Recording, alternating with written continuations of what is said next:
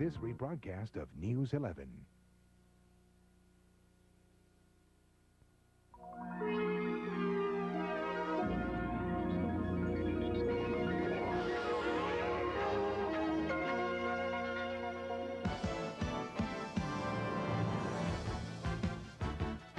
Now, the Twin Cities' most watched newscast, News 11. With Paul Majors, Diana Pierce, Tom Reiter on sports, and meteorologist Paul Douglas. Good evening. Topping tonight's News 11, budget cuts passed by Minneapolis Public Schools tonight spells teacher layoffs. Nearly 100 teachers will be out of a job this fall. Tonight, the Minneapolis School Board approved the budget for the 1988-89 school year. Board members approved a plan that'll spend about $172 million next year. The budget eliminates 98.2 full-time teaching positions in Minneapolis schools. Another 50 teachers would have been cut, but those jobs were saved by a gift of $1.5 million given to the district by the city of Minneapolis last week. The budget cuts are affecting many teachers in the Minneapolis School District and present a gloomy picture for students who've just completed a teaching degree and unemployed teachers who are now looking for work. We have a team report on the impact these changes are making. First, News 11's Melissa Young. Parents and students have come out to protest in recent weeks about the school's cutbacks, but tonight those budget cuts became reality. The changes will mean larger classes and fewer choices for students. Among the cuts, the International Baccalaureate program would be dropped completely from one high school. Other programs will also be affected. The principals are going to be very hard-pressed to continue to offer that full range of courses, but they're going to do the best they can, and all of us are much more optimistic than we were a month ago. But the biggest uproar is over the loss of teachers. It's a loss that's worried parents, and teachers are concerned about who will be laid off. Well, I think it's tough to feel this anxiety. I think it's tough to be sitting at home waiting and realizing that you may not have a job in September. Only 20 positions are slated to be eliminated at the elementary level. Most of the cuts come from secondary schools. But those numbers are deceptive. They include 35 positions that were being newly created this year. Also, retirement and attrition will be taken into account before a final decision is made on how many teachers will lose their jobs. But even with all that, there will still be Minneapolis teachers out of work. Mary Stuckey tells us the outlook for them is mixed. Michael Tavis was laid off from his teaching job in Anoka several months ago. He knows what laid-off Minneapolis teachers are facing. I don't know what I'll be doing come August and whether or not I'll have an income. So it's starting to get a little nervy. The question for Michael Tavis and others facing layoff, are there jobs out there for teachers? I think there's a reasonable prospect that if they're willing to look at opportunities outside of Minneapolis, that they would be able to find employment opportunities within the metropolitan area. And if they're willing to move outside of the Twin Cities metropolitan area to the less populated areas of Minnesota, I think the prospects are very good. In the Twin Cities, experts say the growing outer ring suburbs like Eden Prairie are hiring teachers. And there are jobs in other parts of the country, especially the South. But still, only about 40% of the new teachers, the graduates of Minnesota's colleges and universities, find full-time jobs as teachers. And so budget cuts like those made in Minneapolis tonight cannot come as good news for Minnesotans like Michael Tavis who want to teach. Mary Stuckey, News 11. The teachers who will lose their jobs this fall haven't been notified. That's because the school board will meet Thursday to decide who's in and who's out. A fire that's been causing headaches for St. Paul firefighters for weeks has flared up again tonight. From Sky 11, flames and smoke could be seen shooting from a woodpile on a processing plant at Warner's and Pigs Eye Roads. The city dumps all diseased trees and tree branches on the lot. The fire first started 2 weeks ago from a hot muffler on a dump truck. A wildfire in Andover this afternoon destroyed about 30 acres of grass and woodland. More than 50 firefighters from 4 departments in the DNR were called in to help battle the blaze. Officials don't know what caused the fire. Tonight, all fireworks are banned in the state of Wisconsin because the drought has increased the danger of fires. Governor Tommy Thompson today issued an executive order banning fireworks. Included in the ban, sparklers, caps, smoke bombs, and similar fireworks. The ban is in effect immediately and lasts 30 days. It covers the entire state, but local governments and the DNR can make exceptions where conditions allow. For fireworks stands in western Wisconsin, the ban means they could see a drop in business. Stands selling the fireworks are located in several cities just across the border from Minnesota. Most people working at the stands say they've been warning customers to use extra caution during the drought. And tonight, officials in Forest Lake are searching for several boxes of stolen fireworks. Only 2 boxes of the 4th of July favorites remain after a burglary sometime last week. The fireworks are worth about $3,500, but officials are concerned with much more than that. We're worried about some innocent people being injured by these. These are not toys. These are very dangerous bombs. And we are worried that they'll get in the hands of some inexperienced people who don't realize how dangerous they are, and we could lose some life. Now, more fireworks have been ordered, and the show that usually attracts 40,000 people to Forest Lake will go on as scheduled. Tonight, an Edina woman is dead after a head-on collision near Lake Calhoun. 25-year-old Linda Christie was killed when a car slammed into the one she was driving as she was turning onto Lake Street this afternoon. Driver of the other car was taken to a hospital for treatment, then released. A Wisconsin man is dead tonight, the target of a terrorist attack in Athens, Greece. A car bomb exploded in Athens this morning, killing Navy Captain William Nordine, a defense attaché at the U.S. Embassy. No one has claimed responsibility for the bombing, but officials suspect a left-wing terrorist group called November 17. Nordine is a native of Centuria, Wisconsin, and today, News 11's Alan Costantini talked to friends of the victim. Centuria is just a dot on the map of western Wisconsin, but it was home to Captain William Nordine until he graduated from Centuria High School in 1954. Family and friends who remember Bill Nordine gathered at his mother's home to offer their feelings of support and help. Bill was a very, very excellent person. I know Bill since the time we were preschool through high school. We played together and shared a lot of our life together. It has been 8 or 9 years since Bill, his wife Trish, and their 12-year-old daughter Annabelle visited Centuria. The last telephone conversation from Greece was almost a year ago. But the separation has not lessened the grief the family feels, and they declined all interviews. They issued this statement. The family of Captain William Nordine is deeply shocked by the recent event in Athens which took his life. We are very proud of Bill and of his service to his country. We are moved by the concern of our nation, but this is the extent to which we wish to comment on this very personal tragedy. Friends believe the family and Bill were aware of the dangers he faced in Athens. Well, I talked with his mother about it, and she really didn't say a lot, so I assume that there was some that wasn't talked about. Meaning that he was aware that there was danger? Yes. Captain Nordine's family is not sure yet about the funeral arrangements, other than that they expect him to be buried in Arlington National Cemetery.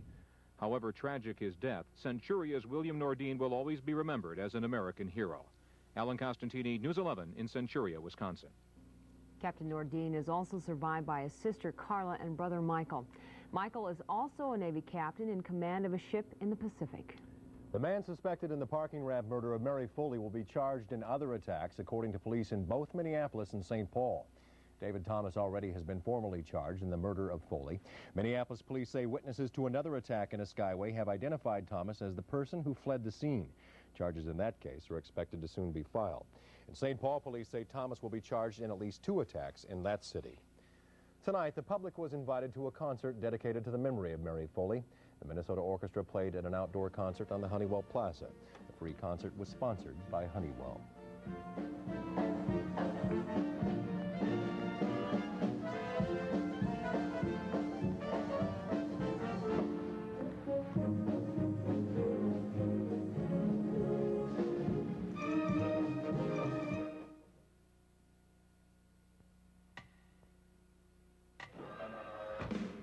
When your Performance Pro boats on Dunlop Performance radials, you share something with the world's most demanding race car drivers. Your tires are one with the road.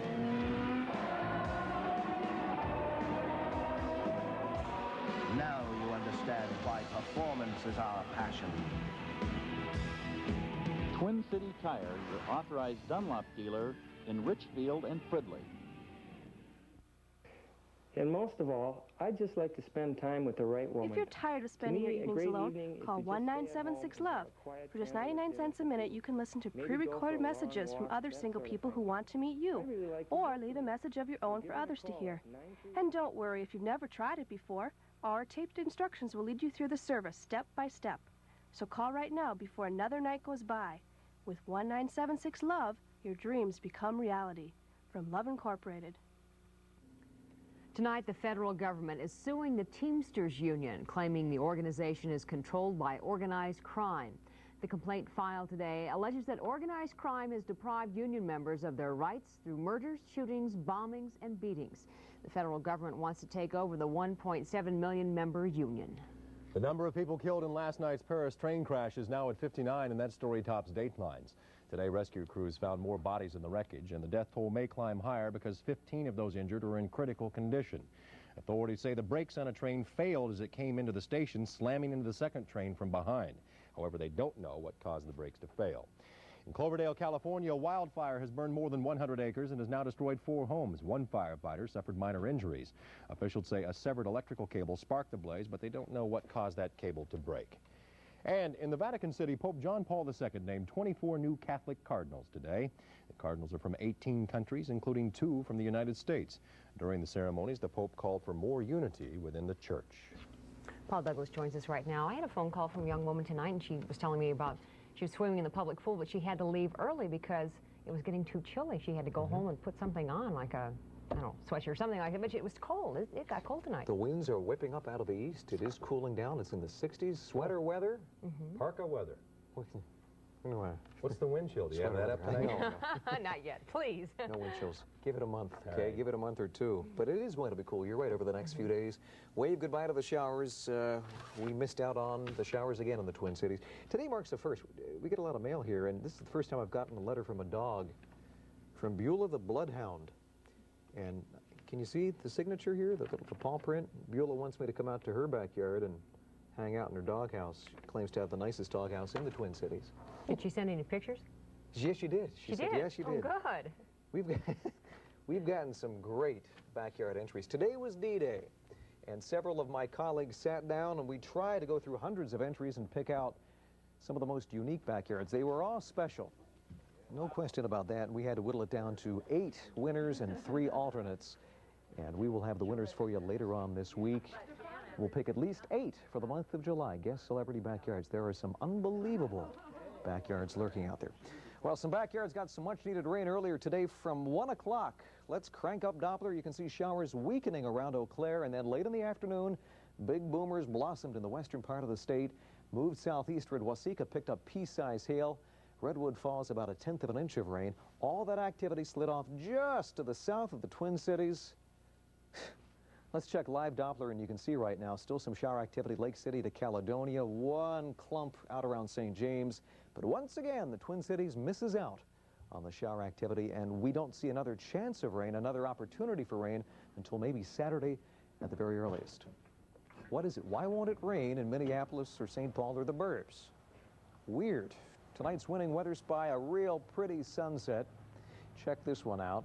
This was sent in to us by some good friends. Well, this is a nice one, too. This is the state capitol. Yes.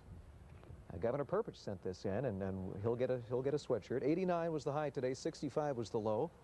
Mostly cloudy, 67, and east wind at 22. It is cool out here, Diana. The dew point is 60, the humidity 78%. The wind chill right now about 52, Paul, and the barometer 29.95 and falling.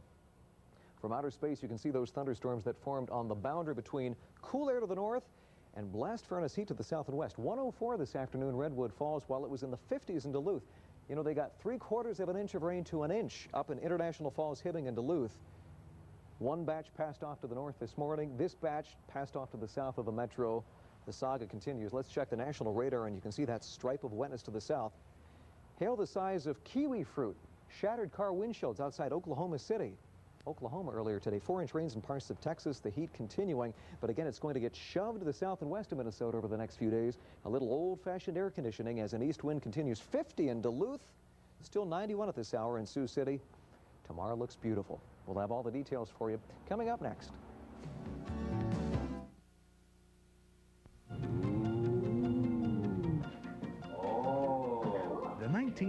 Aquatennial wants you to know that this beautiful $120,000 Gardner Brothers home with 3 bedrooms, a deck, central air, 2-car garage, and much, much more could be yours. To enter and win, pick up an Aquatennial skipper pen at Taco Bell, Tom Thumb, Super America, 7-Eleven, or holiday stores. What an opportunity. Buy your skipper pen today. Lies beget lies. God, you sound like Mother. Well, she happens to be right. Lying is a vicious circle, and there's no way out except to tell the truth. It's not so easy this time, Maureen. If I tell him, I mean, it's just gonna make him mad. 1 out of every 5 people who try cocaine get hooked. But that's not your problem. Or is it? You know the drought is getting worse across the nation. We want to show you the drought severity map. This is the one we showed on the air 2 weeks ago. Watch the dark red shaded area over Minnesota. Watch it change over the past 2 weeks and expand, encompassing much of central and northern Minnesota. In fact, a huge chunk of the nation under extreme drought. That's why we were kind of happy to see those storms on Doppler. Okay, here's that winning weather spy. The governor will still get his T-shirt, but we have to send another one out for a mirrored sunset to Bill Simon up in St. Joseph. What a pretty shot. The forecast for tonight, showers lingering southern Minnesota, but gradually clearing out across most of 11 country, upper 50s. A gusty east wind, and that wind will be with us tomorrow. Mid-70s at best tomorrow. Partly cloudy skies, less humid, may not get above 74 or 75. Plenty of sun Thursday as we get back into a southerly flow, more clouds, more humidity, and maybe an opportunity for some thunder again by Saturday. Back into the 80s, it looks like, for the holiday weekend. Paul and I. We should take a vote with the studio crew. Do you all want Governor Purpose to get his T-shirt, sweatshirt? Apparently the governor won't be getting one. No, not Yeah. vote of confidence there. All right. Studio crew voted. See ya. An unusual birth in Brooklyn Park tonight has the mother purring like a kitten. 3 baby cougars were born just hours ago, and a proud mother is taking good care of them. The large cat is owned by Vic and Peggy Peppy, and they've had her for 3 years. But the city wants the cougar out of Brooklyn Park by November, so the Peppys are looking for a new home for themselves and their family pets. That's cute. Still to come on News 11. The fear of getting AIDS has spread to some unusual places. And people who visited one certain place are now worried about their health.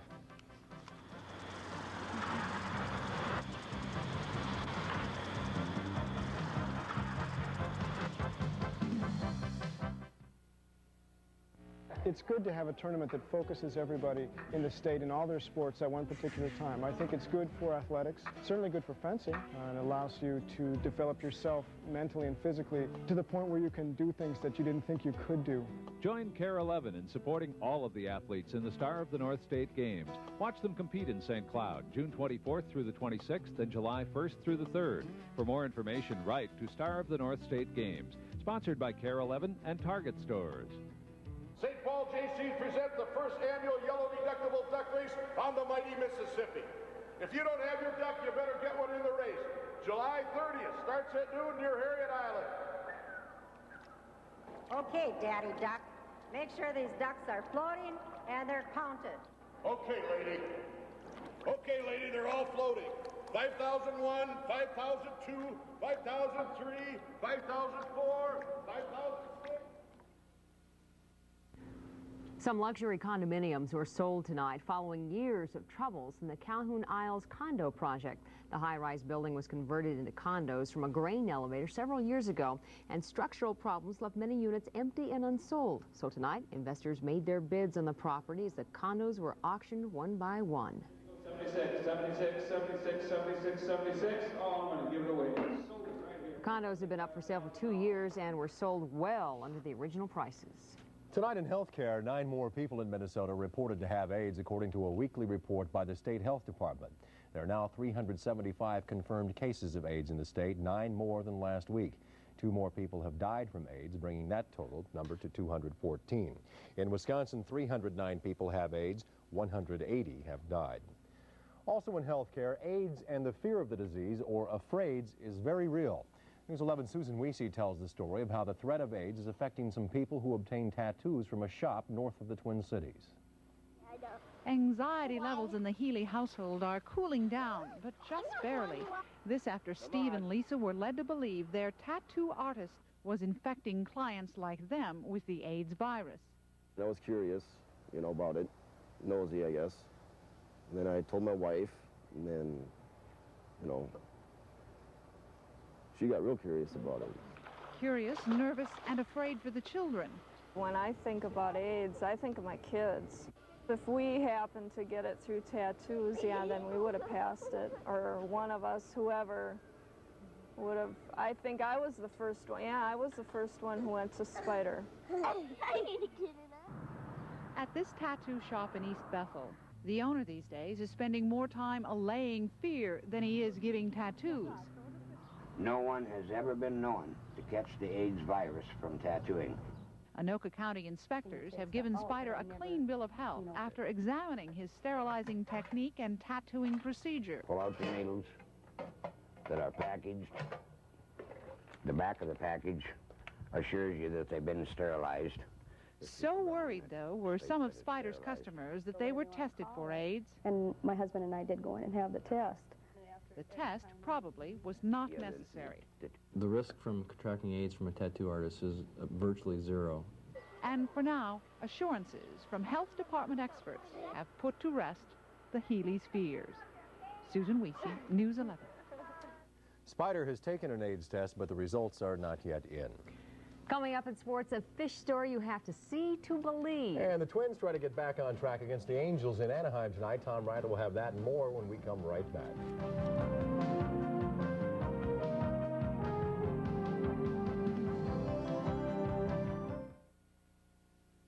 Give your best, that's all that matters.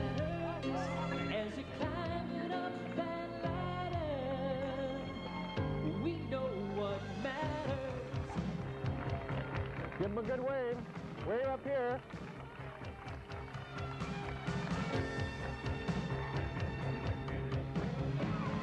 To watch these athletes compete in the Special Olympics and gain so much happiness and joy simply by competing, you can't help but be moved by watching what takes place. We know what matters. All that you got, that's what matters. Yes. Over the top, and there isn't a fence that can hold you. Give your best, that's all that matters. As you're climbing up that ladder, we know what matters. Tom Ryder's here with sports. Now, I love these nights because the Twins they're on TV, so you can tape all those great programs on Channel 11, watch the Twins, and then stay up real late and watch all that great stuff on our channel. Right. That's what I do. Oh, of course, we all do. Absolutely, run home and catch a little of the ball game. Boy, you don't want to lose two hammer jobs in a row. So the Twins are looking pretty good out in California tonight. The Twins sending their veteran of veterans to the mound as Bert Blyleven trying to stop those pesky California A's who have beaten the Twins in 3 out of 4 games. All right, let's go to some action now from Anaheim. Second inning, Gene Larkin breaking out of his slump tonight. A home run, a solo shot there, made it 1-0 off Jack Lazorko. Gene Larkin, they need his bat. Now in the third inning, Larkin again a base hit. It falls in there, and Kent Herbeck comes around to score. Let's go to the scoreboard and check it out. Third inning, Twins leading 3-0. And Oakland and Milwaukee, they are tied up, no score. That game's in the fourth. Other games, American League, Chicago over Kansas City. Bobby Thigpen, save number 15. Frank Tanana is now 10-4 for Detroit. They beat the Yankees again. Baltimore over Toronto. Boston beat Cleveland. And we have Texas leading Seattle in the 5th inning. In the National League, Chicago over Philadelphia. Those Cubbies are getting tough. New York over Pittsburgh. Cincinnati over San Diego. The Giants with 19 hits against Atlanta tonight. Montreal over St. Louis in the 8th. And Houston beat Los Angeles by a score of 4-3. Well, for those of you who saw the Tyson-Spinks fight, or at least didn't blink last night, many are asking, what fight? Mike Tyson only took 1:31 of the first round to dispose of Michael Spinks. Here are some post-fight comments, starting with Mike Tyson. When I came in the ring and I looked at him, I could see in his face and I saw the fear, and I knew it was going to be a first-round knockout. I thought after getting hurt with a shot that he would try to press me, so I thought I'd catch him coming in, and instead I shot my load, and he stepped back and caught me with a good shot, and that's what stopped the fight. I wasn't really appreciative of what you guys, quote, the reporters, did to me. Building up to this fight, you tried to embarrass me, you tried to embarrass my family, you tried to disgrace us, and as far as I know, this might be my last fight. Meanwhile, at Wimbledon today, it took 5 sets for 35-year-old Jimmy Connors to fold, but he finally lost a marathon match to Patrick Cunin of West Germany. Only Tim Mayotte remains in the American contingent. Chris Everett also advanced, as did Martina Navratilova and Pam Shriver. The NBA draft does not mean as much to local fans as it will next year when the Minnesota Timberwolves have their choices. Now, the NBA's worst team right now, the LA Clippers, tried to change their fortunes by drafting Danny Manning of Kansas. That's a good first move. That'll help them. They also got Gary Grant out of Michigan and a trade from Seattle. Other first-round notable choices, Rex Chapman going to expansion team Charlotte. Jeff Moe of Iowa goes to Utah in the second round. And the world champion Lakers pick Notre Dame guard David Rivers. Now, to dispel the rumor that I cannot catch fish, I now offer conclusive proof from my recent vacation, which included a day on Lake Superior. We headed out bright and early on this 22-foot beauty. Things felt good, cool to cold, actually. It was shivering cold. Here we have Captain Dana Collars and his first mate coming up and his son Clint. They were ready, and we departed 2 harbors. About a half hour out in 300 feet of water, a ferocious battle taking place, and the fish, we finally get it in. That's me. Now, here it is, a gorgeous 15-pound lake trout. Want to see it again? Well, there it is. There it is again. What effect did it have on me after that long battle? I conked out. Proof of the pudding. Yeah, but we don't really know that you caught that fish, though, do we? No, anyway, this is just worse than home movies. Well, it's all I had was my slide camera. And oh, okay. You got me there. I can't really prove it other than the slides. Just invite the whole neighborhood over here. Well, we believe you, Tommy. Yeah. Just ahead on the extra, a story for everyone who's ever owned a model train set. You know, I wasn't rolling my VCR at home. Oh, darn. Well, we'll catch it later. We'll show you one of the most realistic miniature train layouts in the country. Hi, I'm Barbara Carlson. And I'm Matt Blair. And we're here to discuss the world's largest volleyball game that's going to be played at the Metrodome on June 30th at 6 p.m. Do we play against the Minnesota Monarchs? You must be joking. We're attempting to set a world's record by using a 300-foot net, 10 volleyballs, 5,000 participants, media celebrities, and sports stars. It sounds like great fun. I can't hardly wait. And we're going to be raising money for Catholic charities, programs for the homeless. So be a part of the world's largest volleyball game. Sign up at Cub Foods, Best Buy, and Medalist Sports Facilities. Play ball! So you missed it last year and you felt left out. Well, fret not, my friend. The biggest blast of summer is back. That's right. It's the Taste of Minnesota Coca-Cola Fireworks Spectacular. Presented by KARE 11 TV and Most Music 99.5 WLOL. Saturday, July 2nd at the state capitol. So bring your radio for music and fireworks in stereo. It'll be a blast. Tonight on The Extra, the story of a colleague of ours here at Channel 11. His nickname is Chooch, short for choo-choo, which indicates his love for trains, we think. Bob Rivard, that's his real name, was written up in a national train magazine recently, and to show off his accomplishments, photographer Jim Douglas and reporter Ken Speak visited Bob today. He does it time and again. Bob Rivard sets up his video camera beside the Sioux Line tracks to take pictures of whatever comes along. This time, a Wisconsin Central freight train, but where most folks would see a train, Bob Rivard sees beauty here. And folks like Bob Rivard try to recreate it. Beautiful. Okay. You can run your mat if you want there, Frank. Transfer to. But what may appear to be merely Bob Rivard and Frank Jordan playing with trains is modeling, fine-scale modeling. Bob Rivard uses words like appropriate when describing the things on his railroad. He worries that things on his Sioux Line look as much as possible like things on the real Sioux Line, and it's got to be exact. The New Brighton Depot, for example, it isn't in New Brighton anymore, but before it was moved, Bob went out and photographed it extensively and measured it up and then built it into his layout. Of course, Bob Rivard's Sioux Line can't be exactly like the real thing. Bob's got to crawl around underneath from time to time. Duck under is what he calls it, to get some things accomplished. And when the big freight highballs past the Maytag and into the Helix, nobody's supposed to see that. That's the necessary stuff that makes the realistic-looking action possible. And all that necessary stuff and all that realistic-looking stuff fills up Bob Rivard's whole basement. It's been written up as one of the most realistic-looking layouts in the whole country. And the 600 to 700 freight cars and 50 locomotives, well, they take lots of time. Bob may not say much about it, but he thinks about trains a whole lot. It does consume your life. It's nothing you outgrow or anything, I guess. It's just something that you get more into it. Bob Rivard feels like he's recording history with his layout, a time of fast, drastic change for the railroad industry.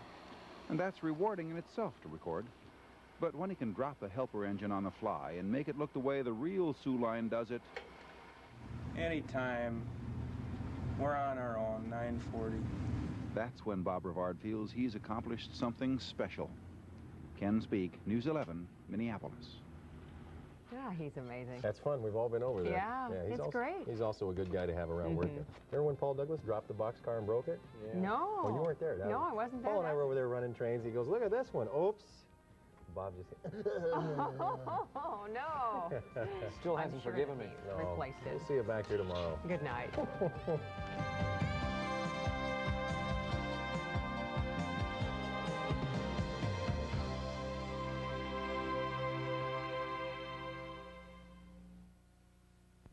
If you can't watch News 11 at 5, listen to the radio simulcast, Monday through Friday on the original WWTC 1280. For the ultimate in sleeping comfort,